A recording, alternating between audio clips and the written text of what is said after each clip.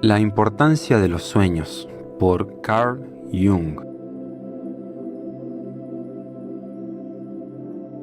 El hombre emplea la palabra hablada o escrita para expresar el significado de lo que desea transmitir.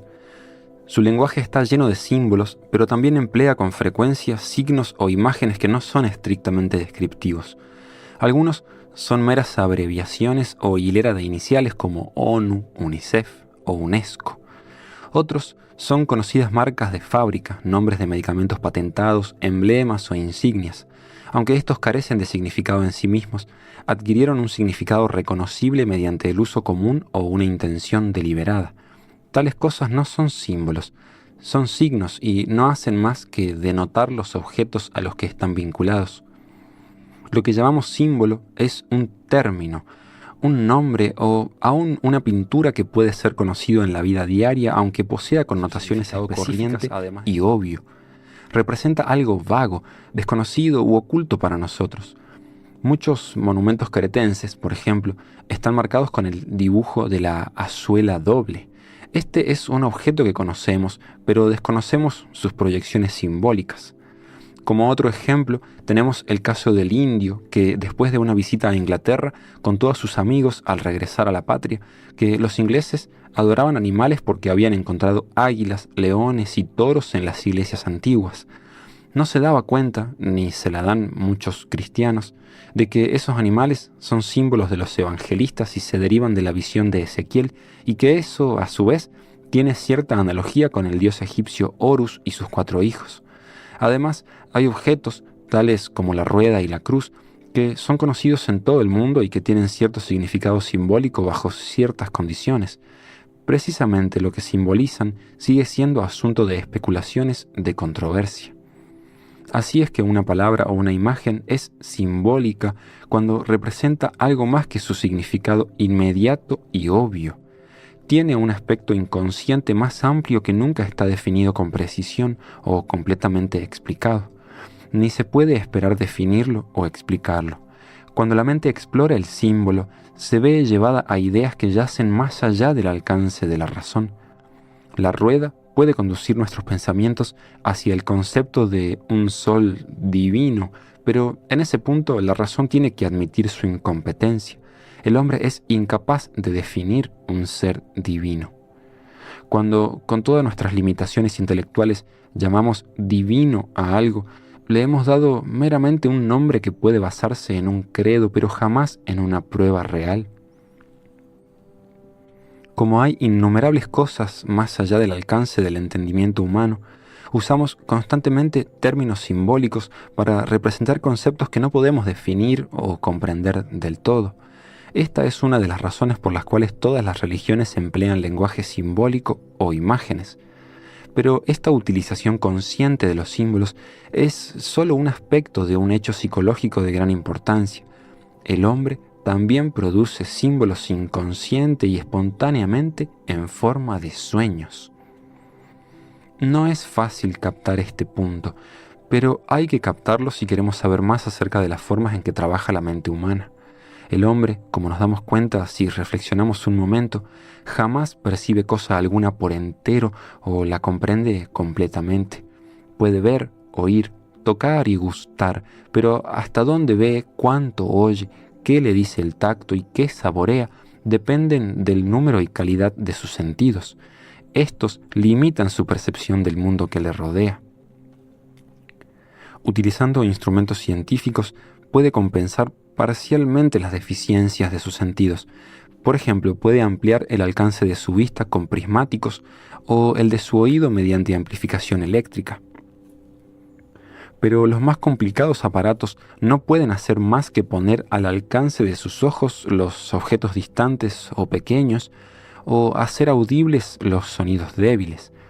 No importa qué instrumentos use, en determinado punto alcanza el límite de certeza más allá del cual no puede pasar el conocimiento consciente.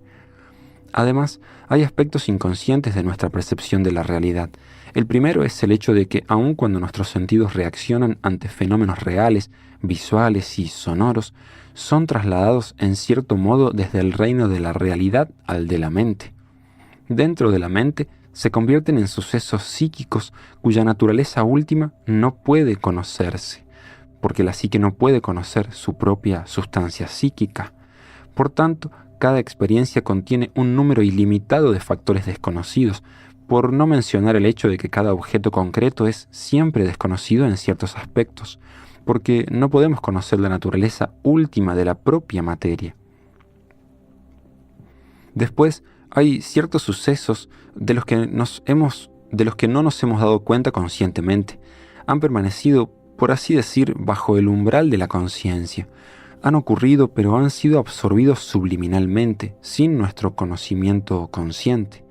Podemos darnos cuenta de tales sucesos solo en un momento de intuición o mediante un proceso de pensamiento profundo que conduce a una posterior comprensión de que tienen que haber ocurrido. Y aunque primeramente podamos haber desdeñado su importancia emotiva y vital, posteriormente surgen del inconsciente como una especie de reflexión tardía. Podría aparecer, por ejemplo, en forma de sueño. Por regla general, el aspecto inconsciente de cualquier suceso se nos revela en sueños, donde aparece no como un pensamiento racional, sino como una imagen simbólica. Como cuestión histórica, fue el estudio de los sueños lo que primeramente facilitó a los psicólogos investigar el aspecto inconsciente de los sucesos de la psique consciente. Basándose en esa prueba, los psicólogos supusieron la existencia de una psique inconsciente, aunque muchos científicos y filósofos niegan su existencia. Razonan ingenuamente que tal suposición implica la existencia de dos sujetos, o expresándolo en frase común, dos personalidades dentro del mismo individuo. Pero eso es precisamente lo que representa con toda exactitud, y una de las maldiciones del hombre moderno es que mucha gente sufre a causa de esa personalidad dividida.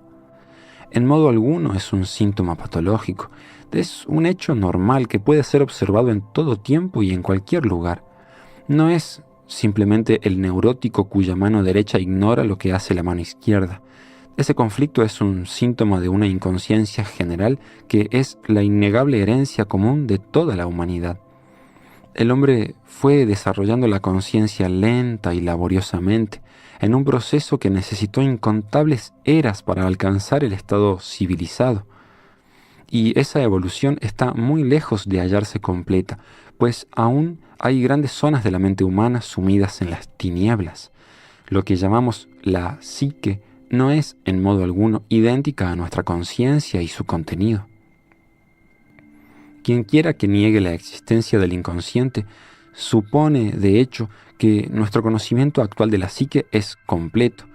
Y esta creencia es claramente tan falsa como la suposición de que sabemos todo lo que hay que saber acerca del universo. Nuestra psique es parte de la naturaleza y su enigma es ilimitado. Por tanto, no podemos definir ni la psique ni la naturaleza. Solo podemos afirmar qué creemos que son y describir lo mejor que podamos cómo funcionan. Por lo cual, completamente aparte de las pruebas acumuladas por la investigación médica, hay firmes bases lógicas para rechazar afirmaciones como no hay inconsciente. Quienes dicen tales cosas no hacen más que expresar un anticuado misoneísmo, es decir, el miedo a lo nuevo y lo desconocido. Hay razones históricas para esa resistencia a la idea de una parte desconocida de la psique humana. La conciencia es una adquisición muy reciente de la naturaleza y aún está en periodo experimental. Es frágil, amenazada por peligros específicos y fácilmente dañada.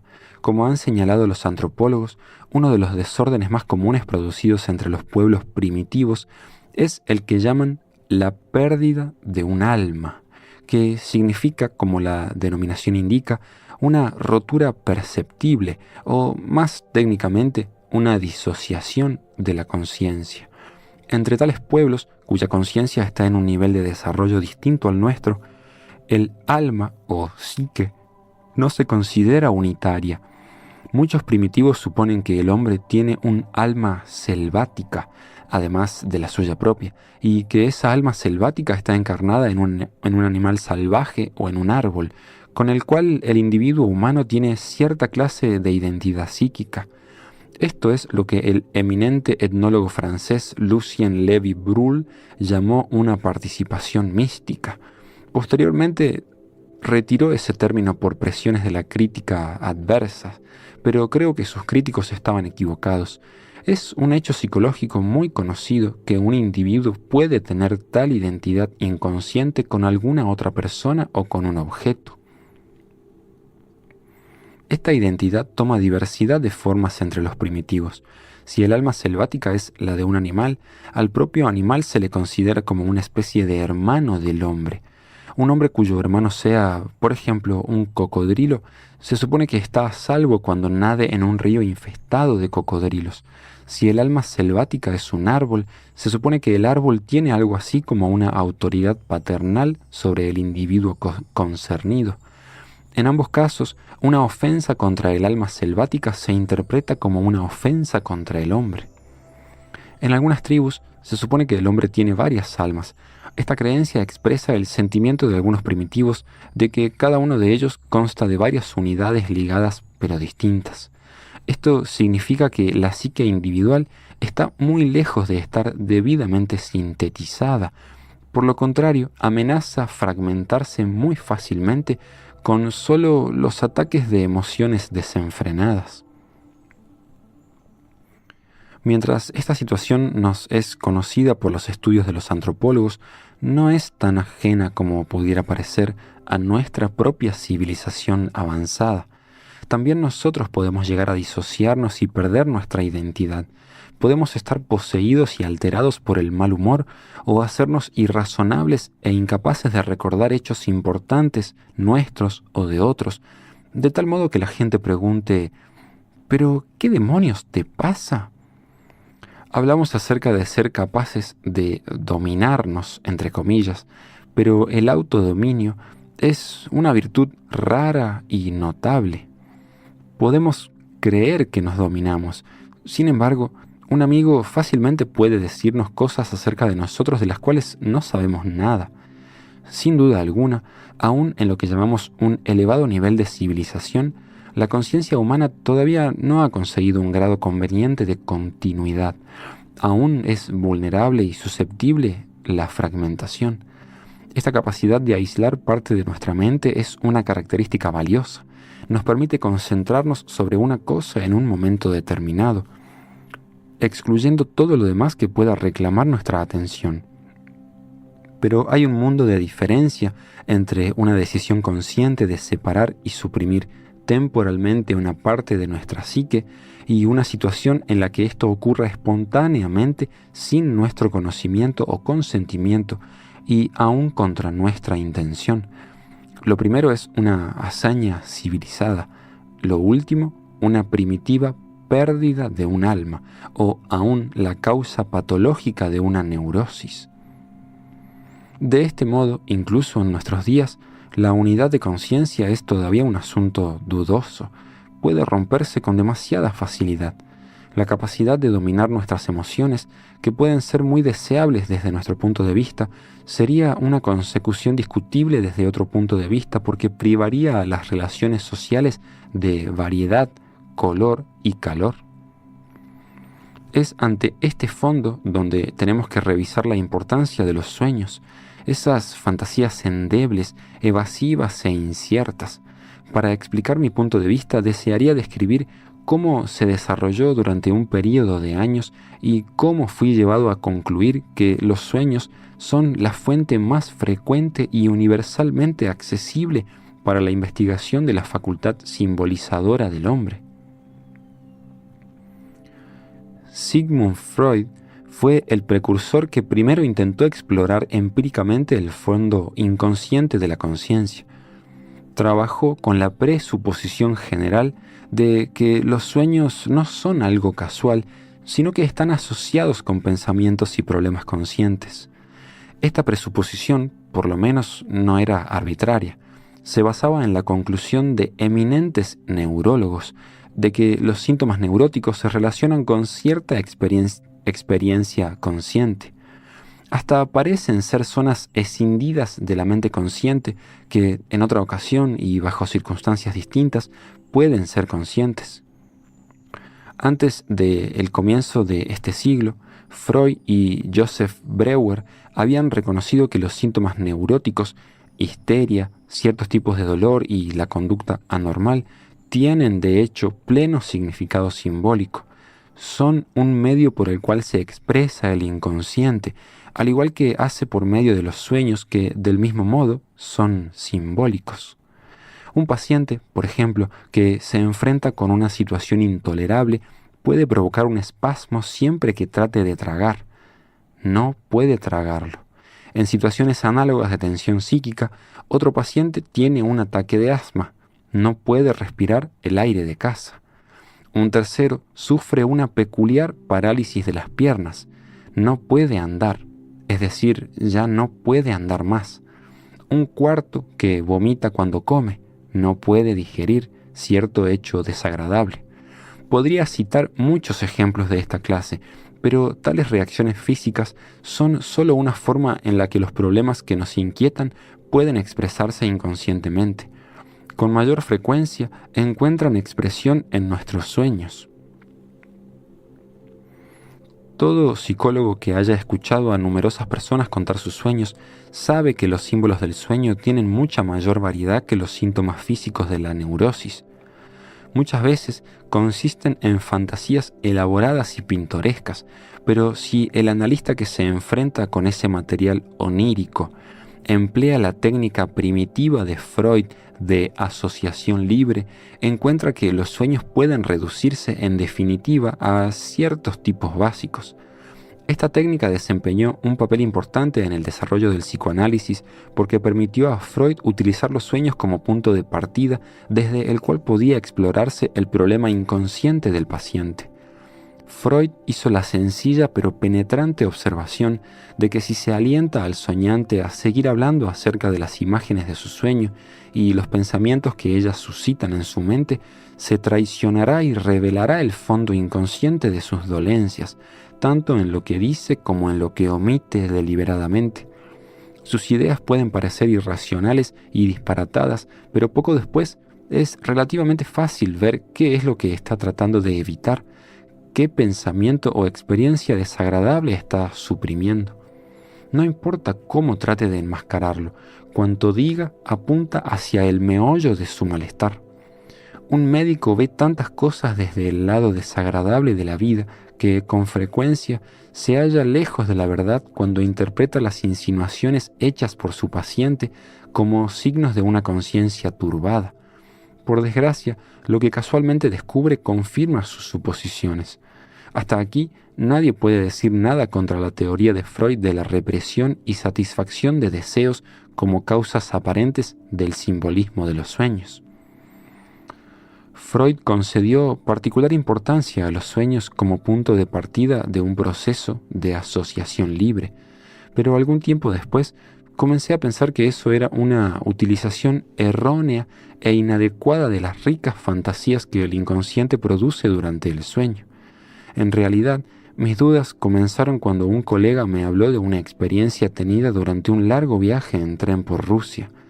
Aunque no sabía el idioma y por tanto no podía descifrar la escritura cirílica, se encontró meditando acerca de las extrañas letras en que estaban escritos los avisos del ferrocarril y se sumió en una divagación en la que imaginó toda clase de significados para ellos. Una idea le condujo a otra y en su vagar mental halló que su asociación libre había removido muchos viejos recuerdos. Entre ellos le molestó encontrar algunos desagradables y hacía mucho tiempo enterrados, cosas que había deseado olvidar y había olvidado conscientemente. De hecho, había llegado a lo que los psicólogos llamarían sus complejos, es decir, temas emotivos reprimidos que pueden producir constante perturbación psíquica o incluso, en muchos casos, los síntomas de una neurosis. Este episodio me abrió los ojos al hecho de que no era necesario utilizar un sueño como punto de partida para el proceso de asociación libre si se desea descubrir los complejos de un paciente. Me mostraba que se puede alcanzar el centro directamente desde cualquier punto de la brújula. Se puede comenzar desde las letras cirílicas, desde las meditaciones sobre una bola de cristal, un molino de oraciones o aún desde una conversación casual acerca de algún suceso trivial. El sueño no era ni más ni menos útil a este respecto que cualquier otro posible punto de partida.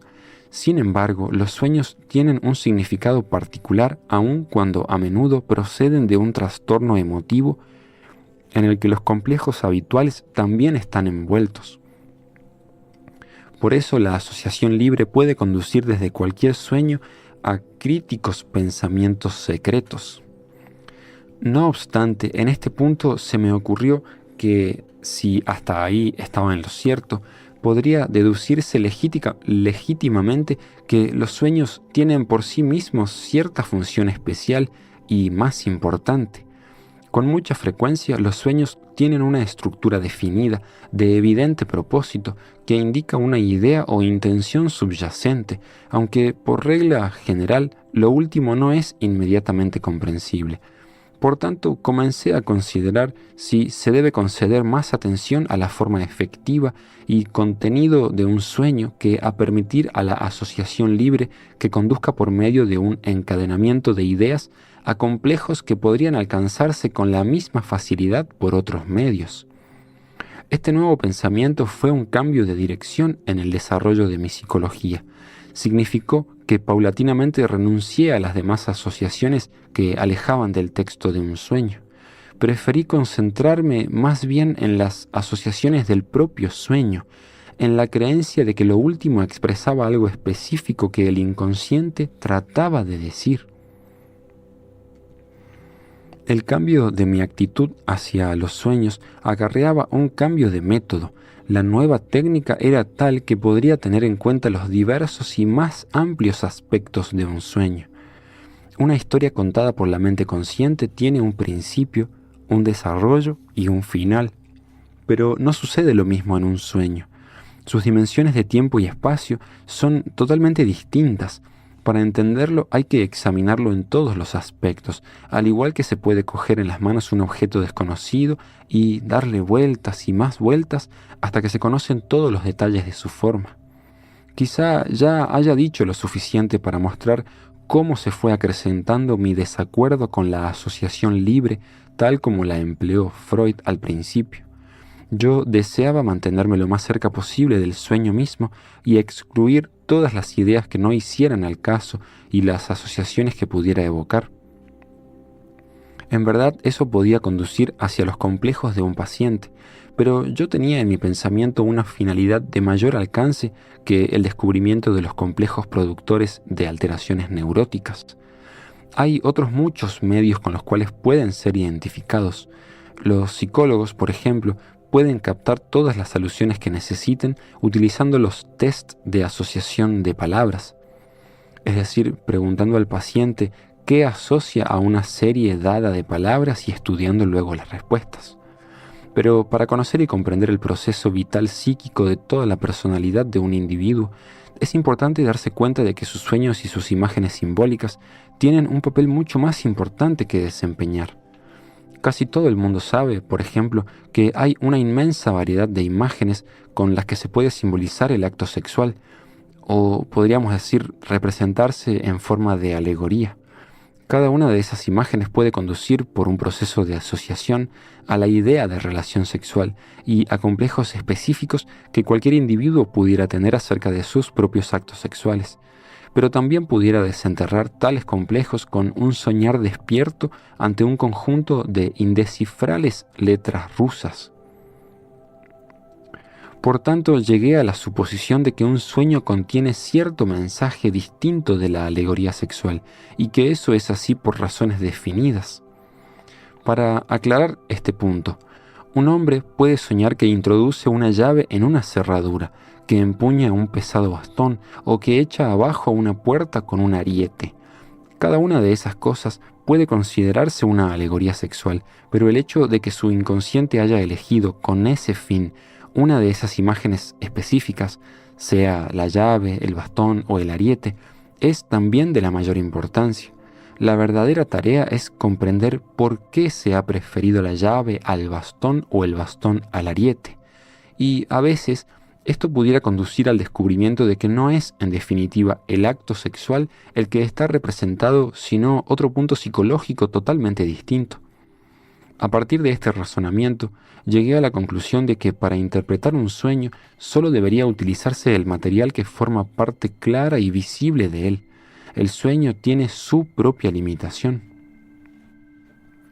Su misma forma específica nos dice qué le pertenece y qué nos aleja de él, mientras la asociación libre nos engaña alejándonos de ese material en una especie de línea de zigzag.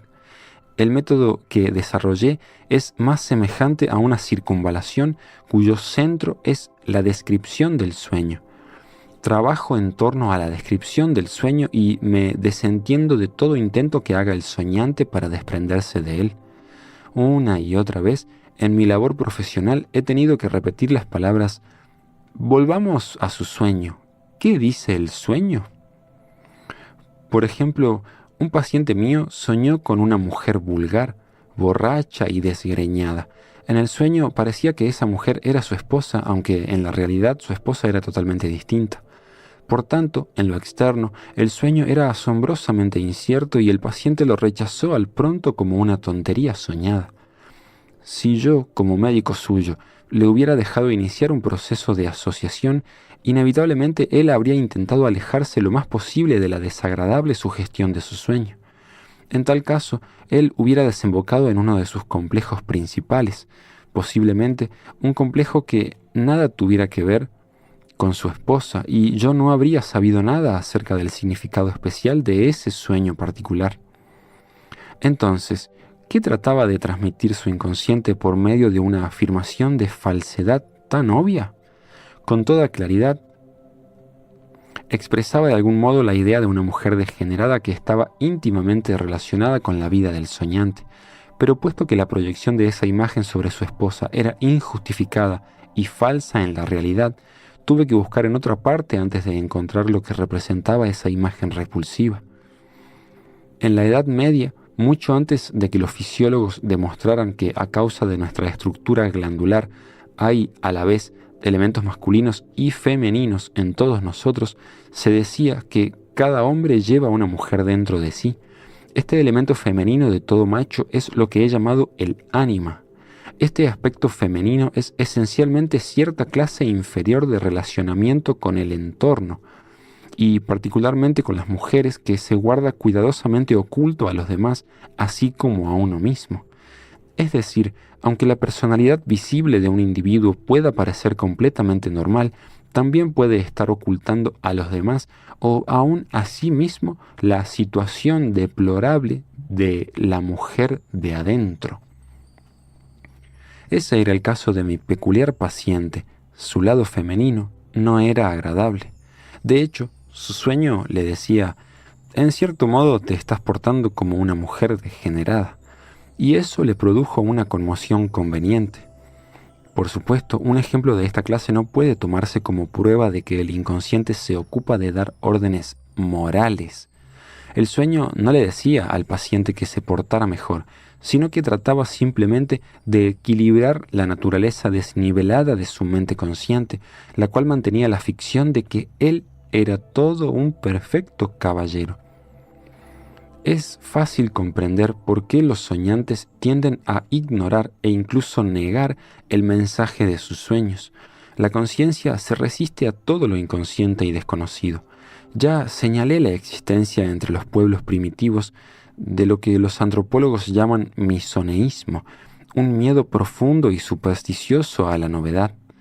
Los primitivos manifiestan todas las reacciones del animal salvaje contra los sucesos funestos, pero el hombre civilizado reacciona en una forma muy parecida ante las ideas nuevas, levantando barreras psicológicas para protegerse de la conmoción que le produce enfrentarse con algo nuevo. Esto puede observarse fácilmente en toda reacción individual ante sus propios sueños cuando le obligan a admitir un pensamiento sorprendente.